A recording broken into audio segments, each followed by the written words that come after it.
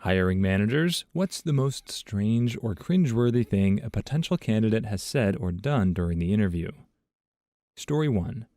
Alright, it wasn't during an interview, but a kid looking to get hired at my store came in and asked to speak to me. I was out the day he came in, so he asked my coworkers the next day I would be there and planned to come back. Well, 2 days later, when I was back, he came back with his grandmother.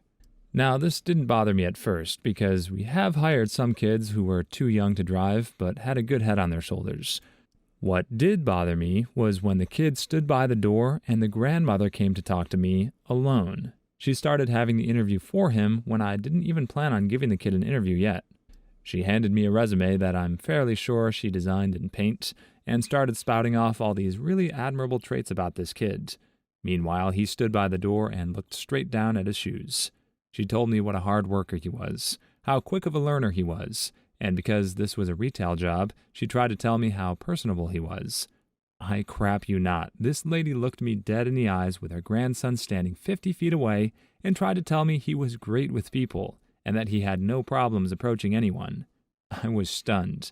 I kindly told her that I would keep his resume on file, but at the moment we were not looking for any new employees. So she thanks me and shakes my hand and walks over to her grandson. She whispers something in his ear and he walks over to me. He doesn't say a word and just sticks his hand out at me. I went to shake his hand, but I'm not entirely sure he understood the concept of a handshake. I was grabbing his hand and shaking while he just let his limp, clammy hand sit in my grasp until it was over. He then turned around and left. He was humiliated, probably not at all his fault. Story 2. A few years ago, we put out an app for a senior software developer. The description was rather broad. We had a variety of projects we could stick them on, but needed a senior-level person that could jump in relatively quickly. In comes this lady, let's name her Susan, with an excellent resume. 10 years of development experience, lead-level previous position, listed proficiencies in all the languages we wanted, even obscure ones. Who the heck still knows XSLT, for example? So, we bring her for an interview, one of those public sector committee ones with preset questions, and she's facing it. Talks a big game, excitedly describes her past projects and their impact, seems all around pretty personable. Then we deviate a bit and start asking basic coding questions, and she replies with a line I will never forget as long as I shall live. "Oh, I'm sorry, I don't really do coding. I have my Chinaman for that." 5 seconds of stunned silence. "I beg your pardon?" "My Chinaman. Let's call him Bob. If something needs doing, I pass it off to him, and it's just done. He's really good." When we inquired if we could maybe interview the Chinaman instead, she got really flustered and basically wound the interview down. It's like we committed a great offense by implying the two of them were separate entities. To this day, we don't really know what the deal there was exactly. Too long didn't read. Our applicant had a Chinaman personal coding slave or something. Maybe she was outsourcing her work through a site like Odesk. I honestly don't know what's worse, her calling her coding assistant a Chinaman or OP naming a Chinese man Bob. Although, frankly, if she wasn't doing any of the actual work herself, it sounds like this interview could have been avoided altogether by simply calling her references or double-checking her transcripts. When someone's resume looks too good to be true, you may as well make those your first steps. You probably don't need to actually sit down with them in order to learn that they are, in fact, way too good to be true. Story 3. From the other side of the table, I was interviewing for a tech writing position at an engineering company. The first part of the interview with the communications manager went really well, and she brought me in to speak to the head of engineering. He asked me lots of questions about organizing documentation and where what sections would go and why. At one point, he starts asking about cars. He then wanted me to write a list of all the different parts of a car, and after completion of my list, separate them into sections, something like safety, use, maintenance, etc. So I start listing parts, and he keeps telling me to keep adding to it. Eventually, I filled the whole page, and he keeps telling me to continue. I maybe know slightly more about cars than the average 20-something woman, but am by no means a car aficionado. This job has nothing to do with cars. I'm confused. I have no idea what this list is missing. Eventually, I told him so. He looks me dead in the eyes and explains that I forgot to list wheels. My very extensive list of car parts has no wheels. Certain that I've bombed the interview for this very obvious and stupid oversight anyway, I replied, "It's a hovercraft." I got the job. Too long didn't read. Sometimes being a sassy idiot gets you hired. Boss later told me that she liked me the whole interview, but the hovercraft comment was what cemented her decision to hire me. Just your standard hovercraft with disc brakes and strut suspension. Story 4. I've had some ridiculous interviews. One older white woman said, "Will I have to work with Middle Easterners?" And she pointed to a guy outside the meeting room. The guys were of Indian heritage, but were born here. I said, Mike's not from the Middle East." Her, in a whisper, "You know what I mean, brown people." I work for a tech company. Another guy seems nice during introductions, and then I ask my first question. "That's your first question? You're not going to ask about the break in my experience?" Me. "No, I care about whether you can do this job, not what you've done the past year." Him. "But why wouldn't you ask that first?" Me. "Because I want to know about the work you did at this other company." Him. "Well, I wrote a novel, you know, and it got published. Did you Google me and know that already?" Me. "I Googled you, didn't see anything about a novel, and that isn't pertinent here. Can you address the question?" Him. "The movie rights were optioned. I've just finished my second novel. I'm looking for a publisher. Want to know what it's about?" Me. "Not right now. Maybe later." Him. "It's this great story." Me. "I'm sorry, you're going to have to leave. If you can't tell me about your practical experience, you're not suited for this role." The irony of the first interview is that a lot of people would have given that woman the benefit of the doubt. They would have assumed she really did mean Middle Easterners and simply couldn't tell the difference. It's not every day a person just comes right out and tells you that they hate all brown people in general, or at least it didn't used to be. That may have changed a bit in recent years. As for the second interview, that was just a ride. When the guy first brought up the break in his resume, it sounded like a nervous man bringing up the thing he's nervous about instead of letting it slide. People do that. The book reveal was another matter altogether. That man's going to be crushed when he starts following entertainment news and learns that half of all option announcements you hear about never wind up getting turned into movies, even when they have screenwriters or even actors attached to them. He should have gone for the steady pay. Story 5. At my previous job, I was interviewing candidates for a position within my team. One of the applicants was internal, so I knew of her and knew she had a few cats as pets. So the day of the interview arrives, and she comes, and we start with the basics. I then ask a few competency-based questions, and she starts to give answers not based on her work experience. She had trained overseas teams and had an impressive CV, but relating the answers back to her cats. For example, I asked, "Can you give me an example of your leadership skills?" I crap you not. Her answer was along the lines of, "Well, I have 2 cats, and around feeding time I need to make sure cat 1 gets fed first, as cat 2 has a weight problem, and will try to eat cat 1's food. I need to ensure I lead by making sure cat 2 is kept well away from cat 1 until he's finished his food." She then showed me pictures of the cats in question. Don't get me wrong, they were some mighty fine beasts. Cat 2 was a fat old frick, and I have a pet cat, but I was a bit surprised. I did get some decent answers from her on occasion, but it was a very surreal interview. She didn't get the job. Too long didn't read, cats. Why is this not an SNL sketch? It would be better than 90% of what they've put out in the past 5 years at least. The real mind screw here that this OP seems to miss is that if she really did have an impressive CV and a list of successful past projects, then not only has she actually been using the lessons she learns from her cats, but they've been working. Story 6. I interviewed a 30-year-old guy who had gotten all his previous jobs through connections. It was his first job interview ever. Although he turned out to be the sweetest, nicest, gentlest person you could imagine, he looked like an axe-murdering, serial debaucher, kidnapper, diddler, fiend, motorcycle gang member psychopath. The dude was genuinely scary looking. He was super quiet, super shy, and was so nervous about this interview that he was sweating like crazy. Overall, he wasn't making a good impression. He said in the interview, "I know I look scary, and I'm really shy, so people think I'm a psycho. But it's not like I'm some freaking criminal. I'm just a nice guy." He then realized that he said the F word while admitting that people were scared of him. He then said, I imagine this isn't going very well. I ended up hiring him, and he was the best worker and one of the nicest people I've ever known in my life. He's lucky this interview was in real life and not on Reddit. Otherwise, the F-bomb would have been fine, but he'd have been escorted out by security the moment he said nice guy. Story 7. I interview at least 5 potential caregivers a week to work with seniors that have dementia. We don't ask the typical job interview questions. We ask them a series of common scenarios they will encounter and see how they react and respond. One of the questions is, what would you do if you walk into a client's room and they start screaming at you to get out? The correct answer is some variation of leave for a few minutes and come back with a big smile on your face, and usually they'll be happy to see you. One caregiver said she would bear hug the client into submission because she doesn't tolerate any disrespect. When I tried telling her that's the opposite of what you should do, she replied, "No, I would stick with the bear hug." I would drop a people's elbow on that jabroni until she smelled what the rock was cooking. Story 8.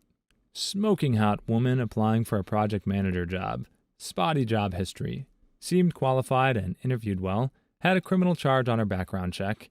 I have to ask for her permission to see the details.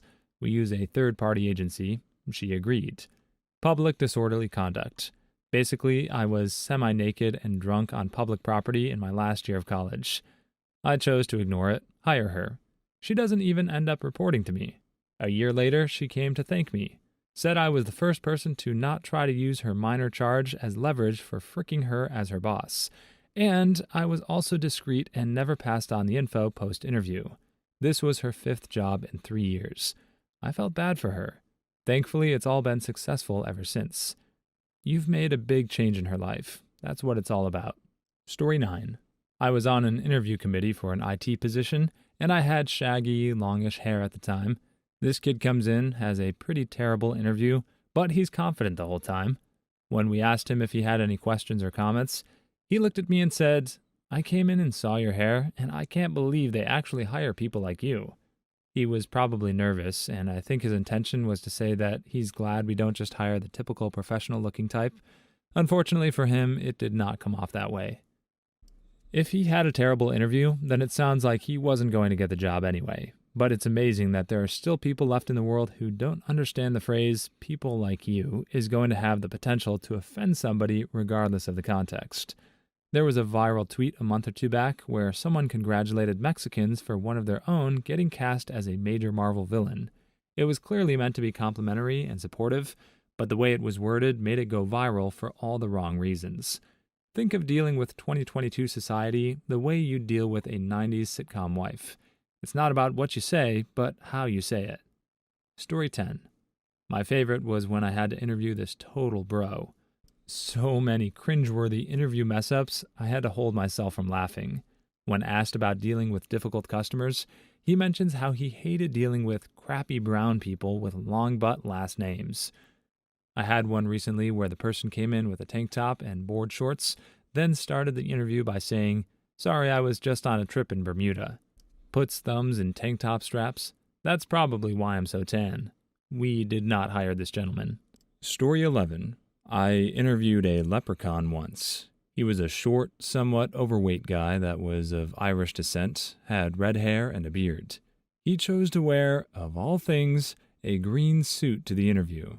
It was hard to keep a straight face, especially when my interviewing partner mentioned a rainbow table, cryptography, and said our code was gold standard, and lamented the construction going on at the Cloverleaf exit near the office. Your interviewing partner is the best kind of terrible person. Every workplace needs someone like him. Story 12. My first management job in IT, it was around 2001 or so, hiring a general Windows/Solaris sysadmin. One guy comes in with a huge backpack. We do the interview. He's clearly on the spectrum, but I like him okay. Pretty smart, functional. As he's leaving, I casually ask, "What's in your bag?" He then explains that it's mostly O'Reilly books that he brings to all his interviews so he can prove people wrong if he needs to. Honestly, the guy sounds like a perfect sysadmin. The biggest question is what exactly he thought was going to come up in a job interview of all places that he'd need to have this kind of argument about. O'Reilly has some very strong opinions about a lot of things, But do any of them pertain to operating systems? I can only think of one guy who's, let's say, passionate enough that I could imagine him creating a heated argument out of something so mundane. And if this interviewee had bought any of that guy's books, then the other half of his backpack would probably be full of dietary supplements. Please like and subscribe if you've made it this far. I hope you'll enjoy the rest of this video and have a wonderful day. Story 13. When I worked in a grocery co-op, I had some interesting interviews. One really sticks out in my mind. Me.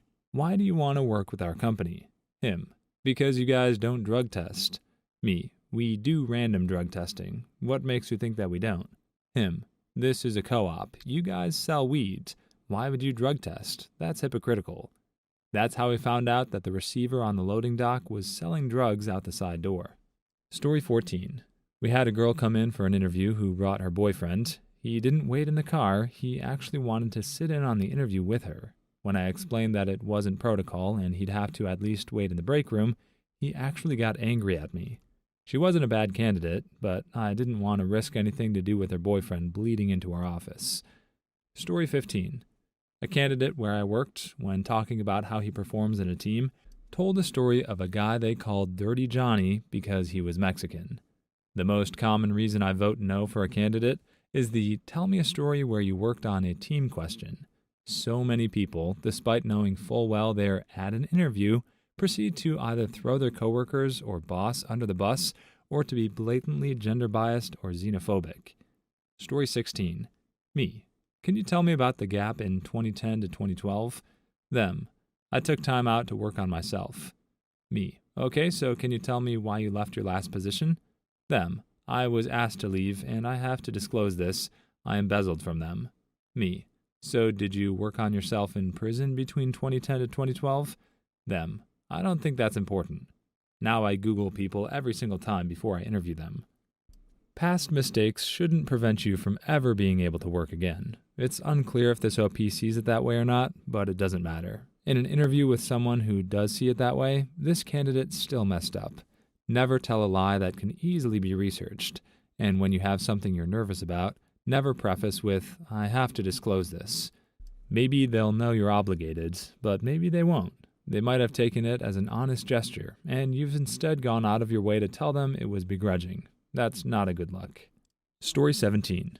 He said he was going out back to smoke a bowl after we were done, and asked if I'd like to join him. I personally don't smoke and have no problem with people who do, but until it's legalized in our state, keep that crap to yourself during job interviews. Even if it's legalized, it still lacks professionalism, in a similar way as inviting your interviewer to have a beer with you. Story 18. I was interviewing a girl to work as a pharmacy technician, and during the interview, she told me she sells her Adderall to her friends. I facepalmed because I had a male come in for a pharmacy technician job and tell us casually he was going to bring spare stock bottles with some extra pills home and research them. On top of everything else, I was in charge of inventory. Story 19. Explaining why he left his last job. Because I had to get up at the butt crack of dawn. I agree with him, totally valid reason. Probably could have worded it better, although it was hilarious personally. Didn't get hired because there were other people more qualified. I can see that as a potential reason for leaving, but maybe not worded like that. Story 20. Asked a candidate about previous job experience, working for a company that made and sold prosthetic limbs. Oh, I was so passionate about it. I just loved it so much that I wanted to run out in the streets and cut people's arms and legs off just so they could experience our product. Seraph Industries employee, most likely. With that sort of attitude, he might have actually deserved the job. It's not every day you'll find a candidate that enthusiastic about what they do. That man's going places. Those places might have padded walls or bars on the windows, but he's going places nonetheless. Story 21. I am a hiring manager. The best I've ever come across is, so I can see you have a 16-year gap in your employment history. What did you do during that time? Mainly, I just walked my dog. Vacant stares all around. Say what you will, but this man probably didn't have a patchy lawn full of poop. Story 22. After a pretty terrible interview for a level 1 help desk role, me. Is there anything you want to ask us, or anything else you wish to say? Them. Well, I know the director. He said he'd look after me. Leans back and folds arms. He didn't get the job, and we advised the director of his comments. Story 23. Not during the interview, but I had a candidate send me a thank you note from an email address that started Easy Skanking 420. This was for a finance position. This is brilliant. I just imagine the blood leaving his face as he realized he wasn't logged on the right account, or he was just clueless. Story 24. He had fighting skills listed. We move boxes. Dude was bigger than Gregor Clegane and offered his services anytime, even if we didn't hire him. I would keep that guy on retainer. When you need a guy who wants to fight people, you probably aren't going to have the time to find one. Story 25. I was once really nervous at the end of my job interview, and for some reason, decided to stroke one of the office plants as the hiring manager walked me to the exit. Then I laughed awkwardly and said in a surprised tone, "They're real." He was not impressed, and I did not get the job. The plant thing probably had nothing to do with it. Fake plants are common in a lot of offices, so it should be pretty understandable that some people are surprised when they turn out to be real. There's no need to sweat over a slightly awkward moment because most managers understand they're dealing with nervous people. They probably just hated your experience or personality. Story 26. Question was, how do you install a CD-ROM drive into a PC? Answer was, you press the button, put the CD in, and follow the instructions on screen. I was sitting in on that interview, and my boss at the time hired her. We're still friends, and I still give him crap for it. Story 27. Not a hiring manager, but I had used the term lot lizard to describe a job I had at a Harley-Davidson after high school. It was on my resume for a few years. It took a girlfriend to inform me that a lot lizard is a highway rest stop prostitute that mainly services truckers. Story 28. I introduced myself to the candidate. Hello, I'm John Smith. She responded, No, you're not. You're Tom Brown. I spent the next few minutes trying to convince her I was John Smith. I finally took my driver's license out and proved who I was. Did not hire. Story 30. I only witnessed this because I'm not a hiring manager, but this dude tried to take his mom in an interview with him. Obviously, the guy said, I would like to interview the applicant one-on-one, please. And this biscuit threw a fit and stormed out with her son. Helicopter parents are the worst. Story 31.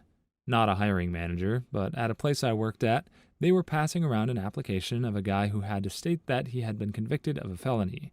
He explained that a drunk driver killed his son, so he murdered the guy. Was out on parole. I felt bad. Story 32. The guy showed up to his interview wearing pigtails, chunky club kid shoes, a kilt, striped tights, and a shirt that said Frick on it in big block letters. I passed him on to my boss to interview. Why on earth would you pass that guy off? You already know there's no way he's getting the job. So maybe you think talking to him would be a waste of time, but you'd also have way more of a story to tell.